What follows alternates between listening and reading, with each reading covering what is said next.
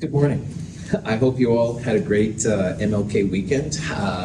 That was kind of nice to have some time off. It seems like a while now since we've talked about this action, but we'll get back into it. Before I start in on today's lecture, though, I do want to remind you that at this Friday for 110 or Wednesday, then we do lab.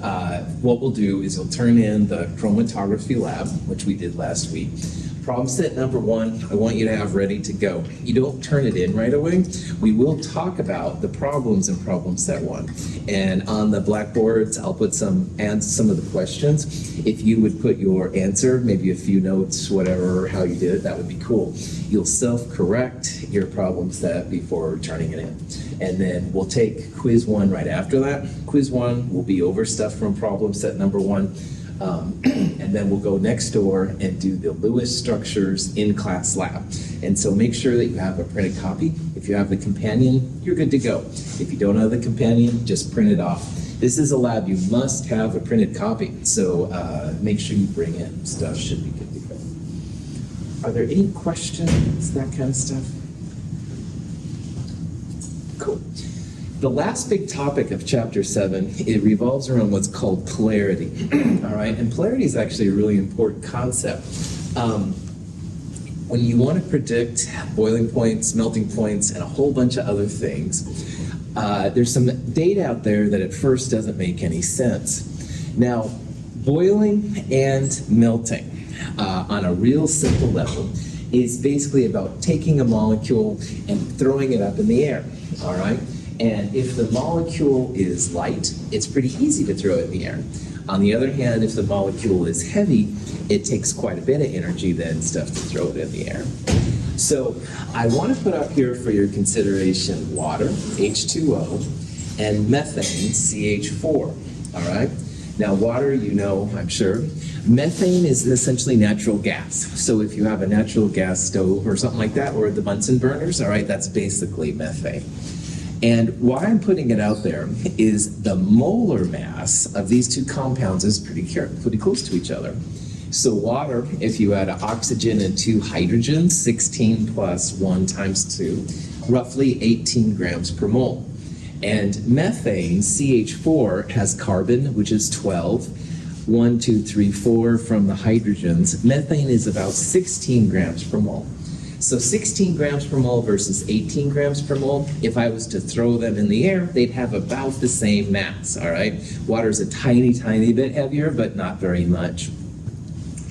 So one would predict, based on just mass, that their boiling points would be close, their melting points and stuff.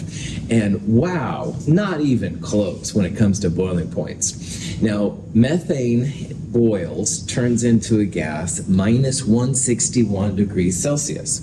So I don't know if this is even on right now. No, I think they turned it off. They were having some problems with it. Anyway, that used to be a natural gas outlet. Anyway, when it comes out, we're used to it being a gas, natural gas, all right? Because it doesn't turn into a liquid until you get down to minus 161 Celsius. And we've had some cold weather, but not that cold, trust me. So that's like Titan or something, the planet. Water, on the other hand, stays as a liquid until you get to 100 degrees Celsius. So the difference between these, like 260-ish degrees Celsius, that's a huge differential. So obviously it's more than just the mass throwing in the air, all right? There's something else going on that affects the boiling points of these compounds. Another thing that's part of a theme we're seeing from Chem 221 through Chem 223 is what I sometimes informally call the magic properties of water. Now, magic's a bad word in science. However, water does a lot of things that other compounds don't. And one of the things that water does really well is dissolve ionic compounds. So you put table salt, sodium chloride in water, stir it up a little bit, dissolved. The solid goes away. And that's because the Na plus is surrounded by waters, the Cl minus is surrounded by waters, stuff like that. If you put sodium chloride in, say, gasoline, all right, that's not going to happen, all right? Sodium chloride will stay the solid little crystals. It doesn't dissolve. Water is one of the few compounds that will actually do this. So the phenomena that explains both of these behaviors is called polarity. And polarity is something that's going to be really important for what we're going to talk about in this last section. When the balloon is rubbed with wool, the wool imparts a static electric charge to the balloon. When we place the balloon near the water, the stream is attracted to the balloon. The polar water molecules act as though they have an electric charge as well. Water molecules carry no overall electric charge, but they do exhibit polarity. The positively charged end of the water molecules and the negatively charged balloon attract each other. I've always thought you could make a business like, magic, birthday tricks, whatever, and basically just use science to do it, which would be cool. But anyway, of course, that's how I roll. Notice how this stream of water is actually diverted by the balloon, all right, which is pretty cool. And when you rub a balloon or some substance like this, the balloons get a slightly negative charge. And balloons will stick to your hair as well, but it's more exciting when you see the water actually moving. And this is because water is a polar molecule, all right? The polar molecule has to do with the shape of water. And we've seen the electron pair geometry of water is tetrahedral. There's 2 lone pairs on each oxygen, but the molecular geometry here is bent. And because there's lone pairs right there, there's a big negative side right here and a slightly positive side right here. Now, this isn't like a true positive negative, like sodium chloride positive negative. It's more about this, if you were spreading peanut butter on a toast, all right? This side would have more peanut butter if the peanut butter represents electric charge somehow, and this side would have less peanut butter. It still is like a neutral compound, but you have a propensity of a little bit more negative on the oxygen side and a little bit more positive on the hydrogen side. So you can see up here you've got water coming down, random orientations, but it's the positive side which orients towards the balloon, which is slightly negative, and the oxygen, which is slightly negative, tries to get away. This whole chapter is basically more or less about negatives and positives trying to get along. Negatives and negatives want to stay away from each other, and that's why we have Vesper. Well, here the negatives, positives are influencing the polarity. So we're going to talk about here polarity, what it means to have a polar molecule, and what some of the things is it can do. If you have a molecule like HCl, all right, hydrogen monochloride, it's considered a polar molecule because the electrons are not evenly distributed in HCl. Chlorine wants electrons a little bit more than the hydrogen does. And if you remember from Chem 221, chlorine was a -1 ion and hydrogen was usually a +1 ion. That's how they generally like to be. And yes, you can have negative hydrogen, and yes, you can have positive chlorine, but generally, all right, chlorine is more into electrons than hydrogen. So if this was a piece of toast again, and we were spreading peanut butter, it wouldn't be symmetric. There would be more negative peanut butter, if you will, on the chlorine side than there would be the hydrogen side. Now, if you had chlorine with another chlorine, like diatomic chlorine, peanut butter would be spread evenly. All right, you'd have just as much peanut butter over both chlorines. But in this case, yeah, that chlorine is going to pull a little bit from the hydrogen. So this creates what's called a dipole, and a dipole is a slight charge. It's not a full ionic charge, but it is a slight charge. Sometimes chemists give them little delta minus, delta plus. This is a lowercase delta. The capital delta is like a triangle. We've seen that with delta temperature and stuff like that. Anyway, the dipole is just an unequal distribution of peanut butter, which isn't really peanut butter, of course, it's electrons. There's a little bit more electron density on the chlorine versus the hydrogen. And that also makes sense because the Lewis structure, chlorine has 3 lone pairs, 3 valence pairs and stuff around it. So it's definitely more into the electrons. So if you see these positive, negative little delta things, that's just saying that yes, this molecule has dipoles, slightly positive, slightly negative center. And if you have dipoles, it's going to be considered polar. Now, you can actually measure polarity if you place molecules in an electric field, and they do this with DNA analysis and stuff like that.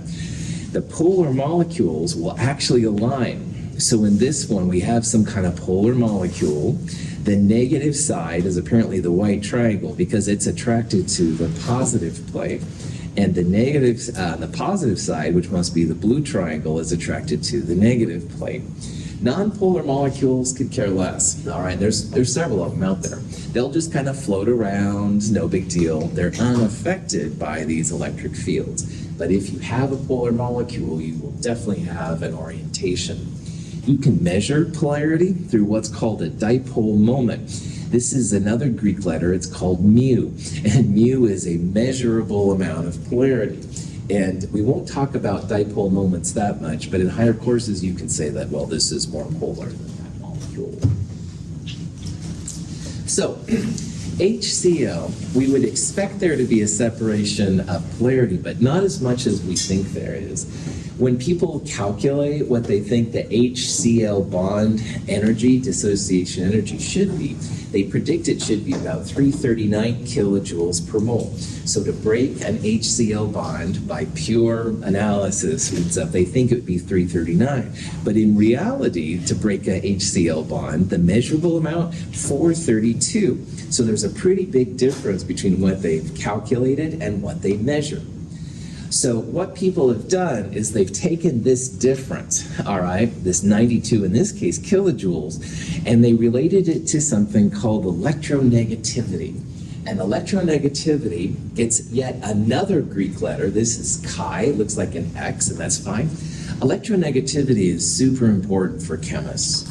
So all the other Greek letters, if you want, you can basically ignore it. But electronegativity is what we're reading up to. And electronegativity helps us to explain when things are polar and nonpolar. Electronegativity is another periodic trend on the periodic table. Now, at the end of Chem 221, we saw things about sizes of atoms, and sizes generally got bigger as you went left and down.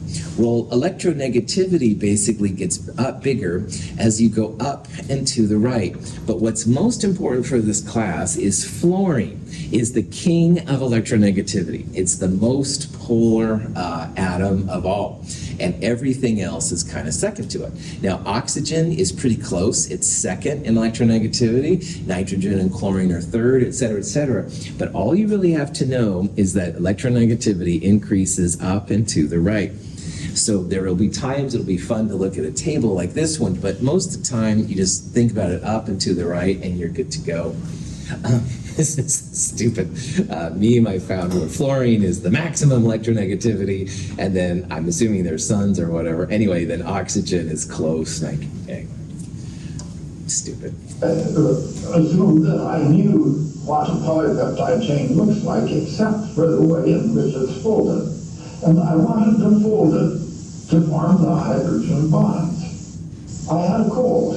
I was lying in bed for 2 or 3 days. And I read detective stories, light reading, and for a while, and then I got sort of bored with that. So I said to my wife, bring me a sheet of paper, and I think I'll work on that problem of how polypeptide chains are folded in proteins. So she brought me a sheet of paper and the slide rule and a pencil, and I started working. Well, I succeeded. It only took a couple of hours of work that day in March of 1948 for me to find the structure called the alpha helix. Linus Pauling discovered that protein molecules have a helical structure. If we remove the hydrogen atoms from the model, we can more clearly see that the molecule twists around itself, rather like a spiral staircase. The helical structure allows a very large molecule to occupy a relatively small space. Pauling is is a really cool scientist, and we talked about other scientists before, but Pauling's kind of cool because he was born in Oregon, and he went to Oregon State. It had a different name at the time, but he went there, did his work, went down to Berkeley, did some more work there. Pauling is a person we'll kind of bounce around with throughout this class, but Pauling is the only person to receive 2 unshared Nobel Prizes. Like Marie Curie had 2 Nobel Prizes, which even that 1 Nobel Prize is pretty awesome, but Pauling is apparently the only one that's received 2 unshared Nobel Prizes. Now, chemistry chemistry was one of them. This alpha helix thing is a big deal. We'll talk about that a little bit. To talk about alpha helix, he basically was the person that developed the electronegativity idea. But he also got a Nobel Prize for Peace. He came out violently against the atomic bomb. He was blacklisted from going to other countries for a while because the United States thought he was enemy of the state, blah, blah, blah. So he's pretty cool. He really was passionate about vitamin C, which is a big controversial thing even to this day. But he is kind of cool, Oregonian, woohoo! So, all right. Back to electronegativity, which was Pauling's idea. As I said, fluorine is the most electronegative of all. Oxygen second, the other ones kind of fall in. And again, generally speaking, electronegativity increases as you go up and to the right. Now, that should say 2019, sorry about that. But anyway, in January 2019, they kind of looked at electronegativity values, and there is another set out there that's a little bit different than the one we're looking at. We're using the traditional electronegativity, but it just shows how chemistry is constantly changing. The trend in the new set is the same. It's the numbers of electronegativity that have changed a little bit. So just FYI, there is a little bit of a difference. So this is the kind of question you might see from me and stuff like that, and it's not too crazy. But in this question, it basically says, which of the following groups of elements is arranged correctly in order of increasing electronegativity? So from the smallest to the greatest. Now, what is the greatest electronegativity? Which element? Fluorine, that's right, yeah. So fluorine is going to be the last one. It's not going to be B or D, definitely. And then what you want to do is you just want to follow the periodic table up and to the right, all right? And I'm pretty sure, yeah, here's boron right here. All right, the elements are boron, oxygen, aluminum. So up and to the right, it looks like aluminum would be the most lower to the down and to the left, so that would be first. We'll then go up and to the right. So if we start off with aluminum, boron is up, oxygen to the right, and fluorine the most electronegative of all. Answer should be C. Any questions? Now, in a Lewis structure, the central atom, is always the atom of lowest electronegativity as long as it's not hydrogen. And as we've talked about, most of the time in a Lewis structure, the first atom is the central atom, but just to be safe, the atom in the middle is the atom of lowest electronegativity. And most of the time, the formula will list it that way, but this is kind of the ultimate rule. And now that you know about electronegativity. Woohoo! So these are the kind of questions you can get into. And it says, which bond is more polar?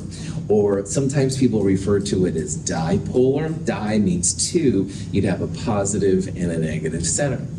And here's the OH bond and the OF bond. And to really answer this question, you should have a table of electronegativities in front of you. And there's one in problem set 1.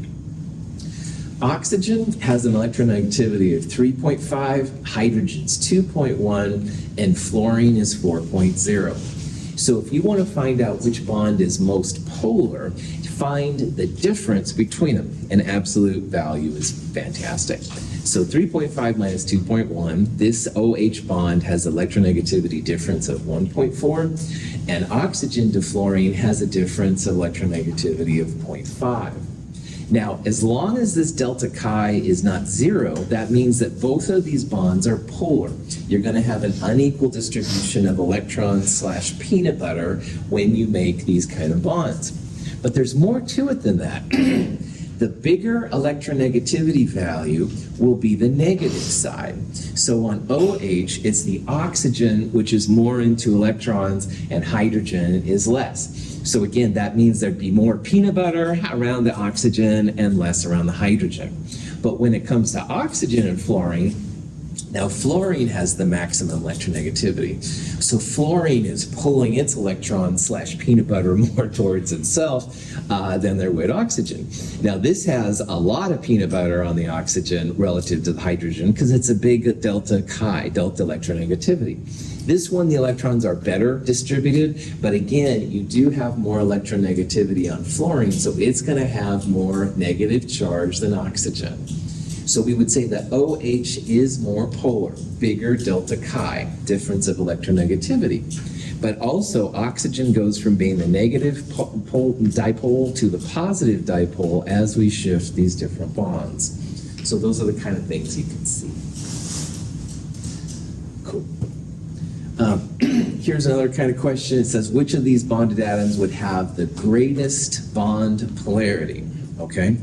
And one way to do this problem is you would go up and look all the different electronegativity values. So fluorine is 4, oxygen 3.5, nitrogen's 3, blah, blah, blah. But most of the time, a better way to do it is to look for the two atoms which are farthest apart on the periodic table, all right? And potassium, good old K, is a metal, and fluorine is a nonmetal. That's absolutely going to be the biggest difference in polarity. So you can look it up and see these different values. Thank you, Chi. I just saw that my thing is not on. There we go. Thank you. Sorry about that. I get sometimes on a tangent, so yeah, you let me know if I... Anyway, the difference of these would be definitely the biggest between potassium and fluorine, and you don't even have to look it up, all right? If they're far apart in the periodic table, they will be far apart because, again, the trend up and to the right. Now, bonus question, which one of these 5 would be nonpolar? E. Well done. If the atoms are the same, they're going to pull electrons equally, all right? So F and F, the most electronegative elements of all, they're going to pull equally on each other. Nonpolar, that's right. No delta. Delta chi would be 0, would be another way to think about it. Any questions? Now, we've seen how to find if a bond is polar, but we really want to find out if a molecule is going to be polar, because molecules is what chemists deal with. So a molecule will be polar if you have two things going on. First of all, you have to have polar bonds, and second of all, you have to have a non-symmetric molecule. Asymmetric would be another way to say it. And I'm sure that's as clear as mud. These 5 molecules here, all right, which are just kind of generically represented as a central atom with outside atoms, all the green atoms are the same. Think about them as fluorine, chlorine, fill in your blank, whatever. But anyway, all 5 of these represent symmetric molecules because everything around the central atom is the same. So like this molecule right here, beryllium difluoride is an example. You'd have a beryllium in the middle, 2 fluorines on the outside, 180 degrees apart. This is an example of a non-polar molecule because that beryllium is in the middle of 2 fluorines, for whatever molecule, whatever atom, they're pulling equally and stuff, and they're fine. Now, if you take a fluorine off and you put a chlorine in or a bromine or anything like that, then it's going to be polar. All right? You can only have non-polar things if everything around the central atom is the same. Now here's boron trifluoride, one of the examples that can go less than an octet. This boron also has the same kind of atoms all the way around, so it would be non-polar. You could have BF3, you could have BH3, BCl3, as long as everything's the same, non-polar. But if you take out that F and put a Cl in there, and these are Fs, you've broken the symmetry. So symmetry means that everything is the same around. And if you do have that, you'll have a non-polar. So all of these have the same number and types of atoms around. And if that's the case, that's cool. Now, lone pairs count as differences to atoms. So if this was a lone pair and these are all fluorines, it would be polar. But if everything is the same atom, fluorine, fluorine, fluorine, fluorine, fluorine, fluorine, whatever, then it's going to be non-polar. Most molecules we deal with are polar, all right? If you have to guess polar, but I'm gonna try and teach you the ways that are better and stuff to figure out if something is polar or not. Another thing that's really important is that, like, I did this for you, I think, on Friday. Let's say that I am, hanging out, and Arnold Schwarzenegger, who's one of my big heroes, comes up. Well, I think of Schwarzenegger as really tough, Terminator, all right, yeah, whatever. If you want to put in John Cena or something, that's fine. But anyway, Schwarzenegger would, like, really pull me hard, because I don't go to the gym, let's be honest. I drink beer, whatever, and prop that back on. Schwarzenegger would pull me really hard this way. So the Michael Schwarzenegger bond, Schwarzenegger would pull me. He would be the more electronegative atom, pulling really hard. But let's say that we're able to clone Schwarzenegger, and there's another one that comes right there, all right? Well, he would pull equal but opposite of this one. So if there was a Schwarzenegger on both sides, all right, both of them would pull really hard, but I would be basically right in the middle. This is what it means to be nonpolar. The atoms around are pulling equal but opposite. Each Michael Schwarzenegger bond is polar. Schwarzenegger pulls a lot more than I can pull back. But because I am equally distributed, the Schwarzeneggers cancel each other out. That's what happens with the AX2 thing on the right, on the far left side there, all right? The fluorines are pulling like Schwarzenegger relative to me, beryllium, all right? But each of them cancels out. Now, Schwarzenegger is probably old school at this point, so let's bring in John Cena, peacemaker, yeah. All right, probably back on, just so you know. Anyway, John Cena is probably younger, harder, more hardcore, so maybe he pulls more than Schwarzenegger. Is that possible? No, all right. Profit on. I gotta stop thinking about Schwarzenegger. Cena's gonna pull differently than Schwarzenegger. Maybe more, maybe less. Hard to say, all right? But it's gonna be a difference in polarity. One of them's gonna pull more than the other. So if you have Schwarzenegger Cena, it's gonna be polar. There's gonna be an unequal distribution of electrons toward the stronger person, whoever it is. But if I had two Schwarzeneggers or two John Cenas, symmetric. You can put in your own cool person, whatever, Gal Gadot, Wonder Woman, whatever you want, man, it doesn't matter. So you just whatever, you know. All right, profit back on. Get too excited here, man. So, questions? So let's compare carbon dioxide and water, two of the most common molecules.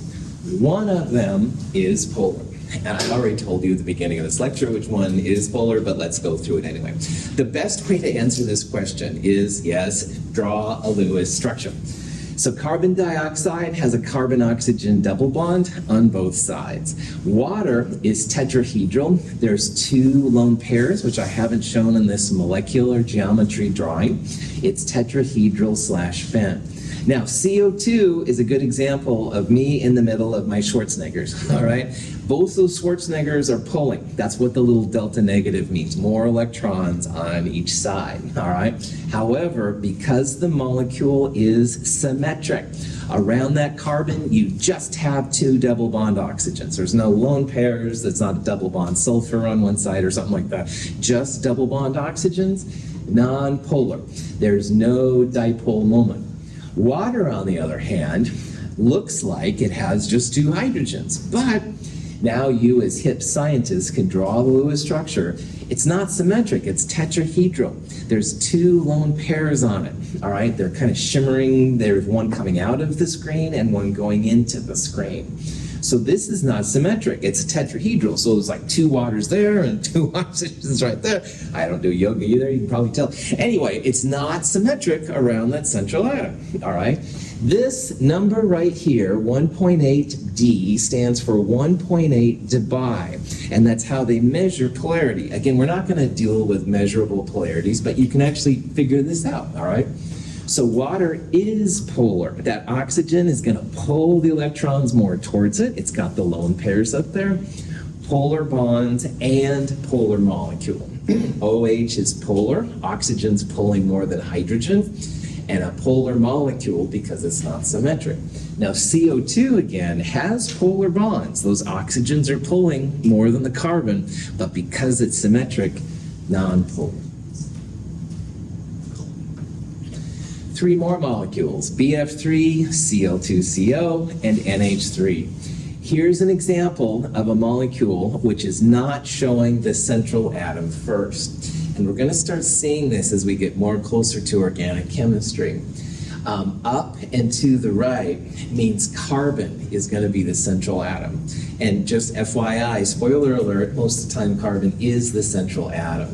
This is trying to give you a hint as to what the molecule looks like. We'll see this once in a while in this class. I will filter a lot of them for you, but again, you will see them like this, and that's why I'm showing it. But anyway, the punchline of these problems, draw the Lewis structures. So BF3, boron in the middle of 3 fluorines, it can go under the octet like aluminum and beryllium can. Carbon in the middle, double bond O would make everything have an octet and 2 Cls. And ammonia has a lone pair on the nitrogen right there. So if you look at these 3 molecules, symmetric, everything around the boron is the same, but neither of these is symmetric. This one you can literally tell from the atoms. Chlorine is different than oxygen, that's gonna be polar. And this one, remember there's a lone pair, and lone pairs will disrupt your symmetry as well. So that's why earlier I said if you have to guess polar, because most of these will be polar, but there will be some and stuff which are non-polar. Any questions? Yeah, Chief. I'm curious about what makes carbon the central atom. Is the trend similar to when we did our the signs? How is it decreasing more down? The central atom is the lowest electronegativity, and carbon's one of the lower ones of the nonmetals, okay? Oh, it's the lowest. Yeah. The other thing too, Chi, is that carbon has a group number of 4, and to have a formal charge of 0, it's happiest with 4 bonds to it. So carbon is a great central atom, long story short. It's not that it always is the central atom, but boy, 99.9% even of the time it will be. That's a 30-second answer to what's probably a more complicated answer, so to be honest, but that'll hopefully get started. Other questions? Okay, so this question is one that you might see, and it says, which of the following molecules is polar? And of course, one of the options is that all of them are non-polar, but that's not the case. Well, the best way to do this would be to go through and draw the Lewis structures. BCl3 would be like BF3, which is non-polar. We've seen carbon dioxide, carbon in the middle of 2 double bond oxygens.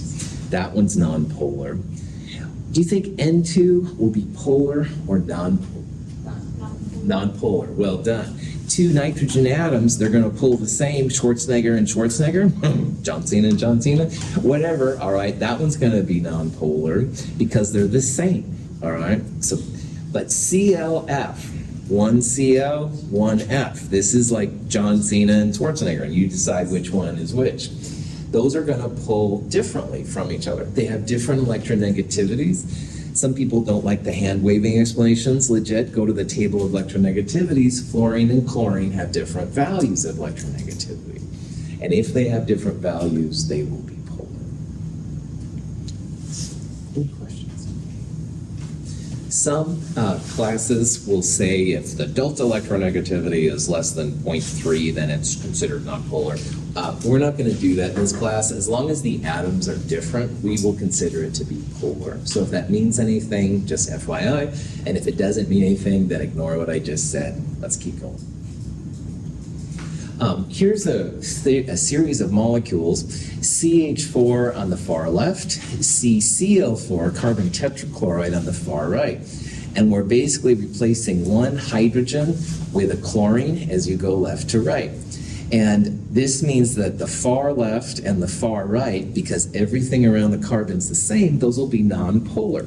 And that's what people measure. There's no dipole moment. There's 0 Debye. Just don't worry about it if that's what that means.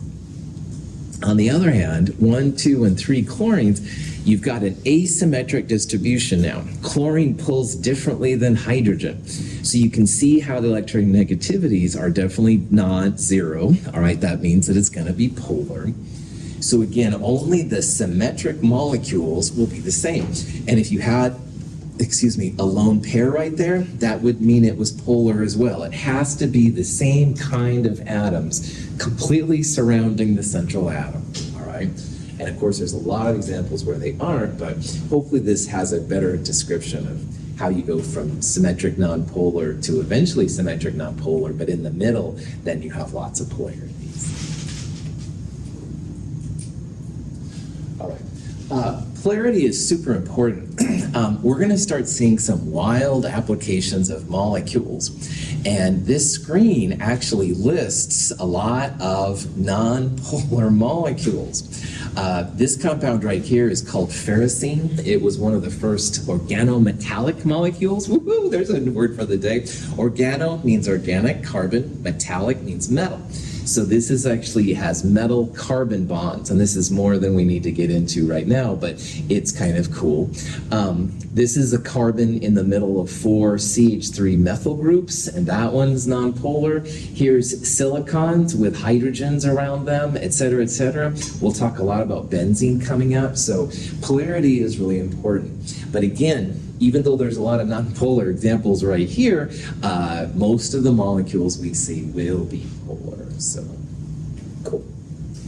All right, so that's it for chapter 7. And chapter 7 is kind of cool because it lists kind of the background of how to draw structure. Oh, you know what? If you're new to my world, I should say, after the last slide, and I won't show this most of the time, but after the last slide, there are a couple of learning resources that might be helpful to you. And again, these are in the companion, in the lecture notes, etc. First of all, the first page is just like an overview of some of the important parts from these chapters. And maybe probably these are things that you have seen already, but in case it's not and stuff, just kind of look them over.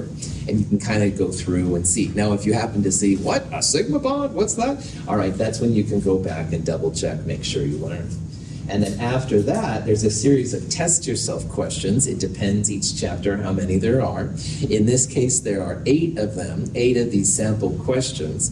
And the next slide has the answers. So if you can get to the answer, pat yourself on the back. If you don't get the answer, let me know and stuff. We'll try and figure out from there what's going on. So anyway, I won't usually show those at the end of lecture. That's something just for you to do if you want to, but it is another option.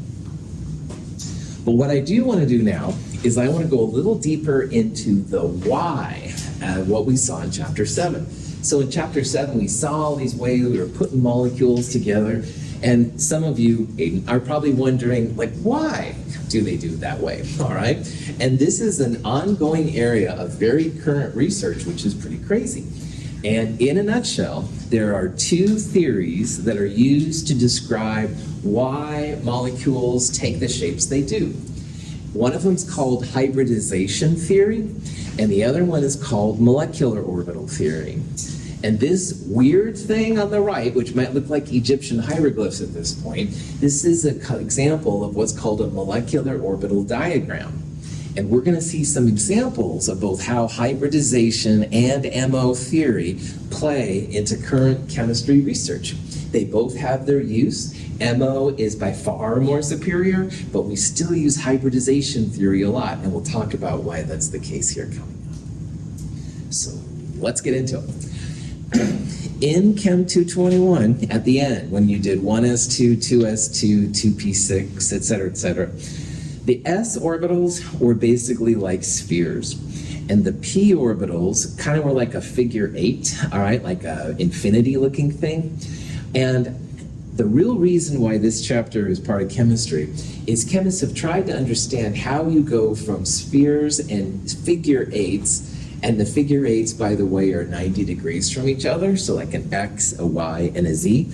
How the heck do you go from these into tetrahedrons? How do you go into things that have 109 degree roughly angles instead of just 90 degrees? How do you justify going from atomic orbitals into the molecules? That's really what this chapter is all about.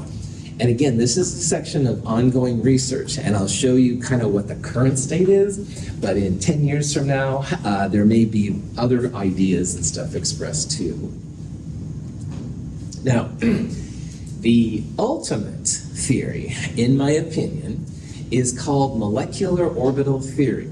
And this guy, Mulliken, took a lot of the quantum mechanics stuff used to describe atoms, very well, by the way, and applied it to molecules. Now, atomic theory, quantum theory, involves calculus, all right, like Math 254 kind of calculus, all right? And it's all stuff you can do. It's way beyond what we're going to do in Chem 222, but it is stuff that's possible. It's pretty impressive math, and computers make it easier, all that kind of stuff. Now, in molecular orbital theory, the electrons on the atoms are delocalized over the whole molecule. So instead of having electrons on boron and electrons on hydrogen, in MO theory, they're kind of like all over the molecule. Kind of like shields around the Enterprise, if you're a Star Trek person. If you're not, then don't worry about it. But you don't have like specific electrons necessarily on hydrogen. It's mostly over the whole molecule. And those valence electrons, which are important for making molecules, as we've seen, are placed in what's called molecular orbitals. And those molecular orbitals kind of make this electron shield, if you will, around the molecule, which is pretty cool. And one day, we'll probably deal with just molecular orbital theory, but we'll see it's a little bit crazier than that. Now, the other theory that's still used a lot is called valence bond theory or hybridization theory. And this is good old Linus Pauling once again. Linus Pauling came out with this idea of how bonds come together. He has a famous book called The Chemical Bond. It's a little slow, a little dry, but I actually read it once. And he talks about all these theories and stuff that come together, which is cool. Now, Pauling basically took the idea of Lewis structures from Lewis and just expanded it. He said that the valence electrons are localized between the atoms. So instead of being over the whole molecule, they are specific to bonds. And you have essentially half-filled atomic orbitals forming a bond together, like a handshake, to make a bond. So when I've shook Clifford's hand and others of you in this class, that's kind of what I'm doing. I'm kind of representing the orbital theory coming together, the valence bond or hybridization theory. And this is what we will use a lot as well. So this is another thing that Pauling did. He's an impressive person. Now, at a nutshell, all right, if you have two hydrogen atoms and you want to make H2, the diatomic, you have to have the right amount of distance, and you have to have then, and hopefully that distance will have a good energy. So imagine these are two hydrogen atoms that are infinitely apart, all right?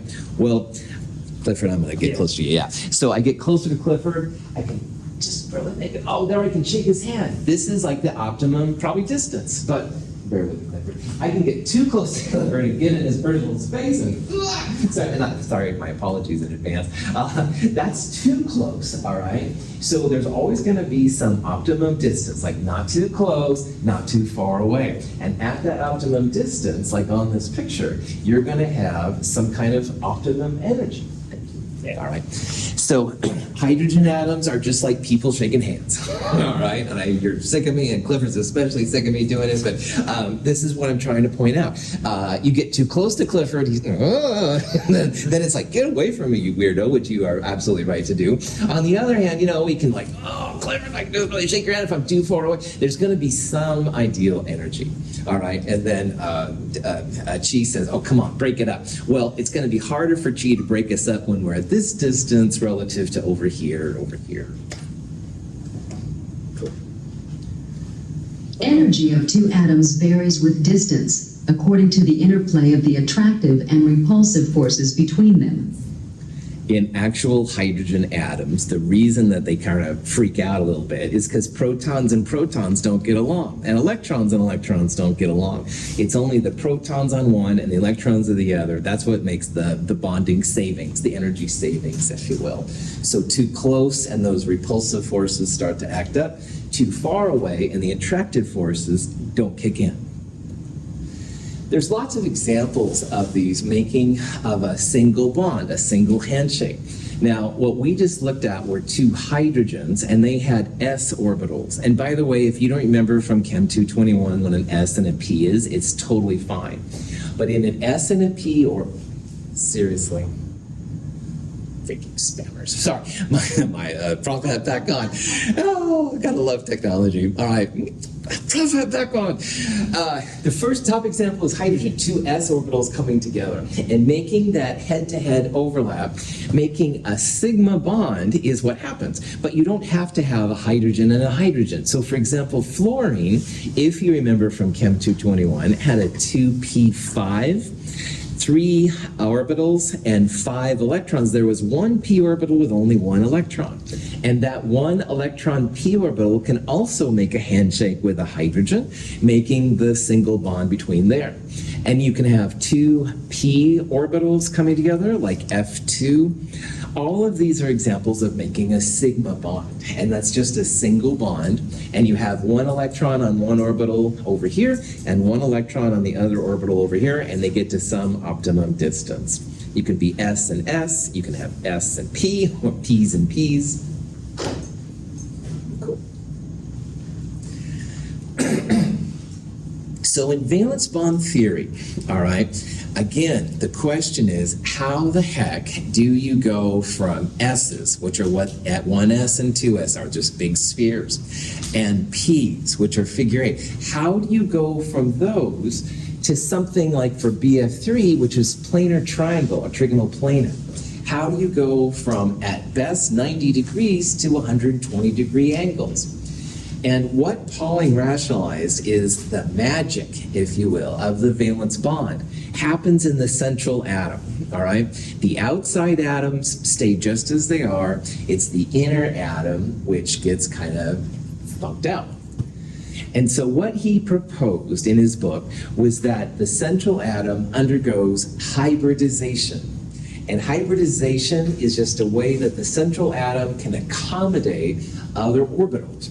So instead of having 1s2, 2s2, 2p1 in boron's case, the central atom creates new orbitals called hybrid orbitals. And the hybrid orbitals will adjust themselves to what's around. They want to have the maximum overlap in the correct geometry. So hybridization comes from the fact that the central atom is hybridized. It's changed around a little bit. So instead of having spheres and figure 8s, now it has new types of orbitals, and that's what we'll see some examples of here pretty soon. Now, before boron had fluorines around it, boron was a 2s2, 2p1. The 1s2 are core electrons and not very exciting. It's the valence electrons which are hybridized. And the new orbitals are called, in this case, sp2. And this weird nomenclature comes from the fact that you take one of the s orbitals and 2 of the p orbitals, and you make them the same energy. And if they're the same energy, then this paired electron jumps ship. So it's no longer paired. You now have 3 sp2 hybrid orbitals, each with a single electron. There's a 4th orbital which kind of stays over there, and we'll talk about that later. But for right now, in this case, the central boron is hybridizing to these sp2 hybrid orbitals. And if that's the case, well, you've got 3 orbitals, all the same energy. They want to be as far apart from each other as they can, trigonal planar, all right? In the 2s2, 2p1, the 2p's were a little higher energy, so they didn't hybridize. So when you hybridize, you make all of them the same, except for that one weird 2p. We'll talk about that later. That's where the trigonal planar stuff comes from. So hybrid orbitals look weird. This is what I call the mushroom orbital. You don't need to worry about why it looks like a mushroom. But instead of having that spherical S and those P's, you end up with these 3 sp2 orbitals. And each of them has 1 electron for bonding. So fluorine comes around. It also has a single orbital for bonding, a 2p5. It's the 1p that only has 1 electron. They smash into each other to make the sigma bonds. Bam. This is an example with BH3, which is very similar to BF3. But what happens is it's the central atom which changes. Not the outside atoms, but the single ones. So boron ends up with 3 sp2. So each of these blue orbitals has like a single electron in it. And then fluorine comes in with its 2p5. One of those p's has just one electron, smashes head together. It's like a shaking hands with Clifford earlier, all right? That's the sigma bond that happens. So the punchline of valence bond theory, the central atom is hybridized, and we're going to call this sp2 hybridized coming out. Questions? Cool. This is a good place to stop. We will take on a tetrahedral example on Friday. That's right, have to think about it. Have a great day. I'll see you soon.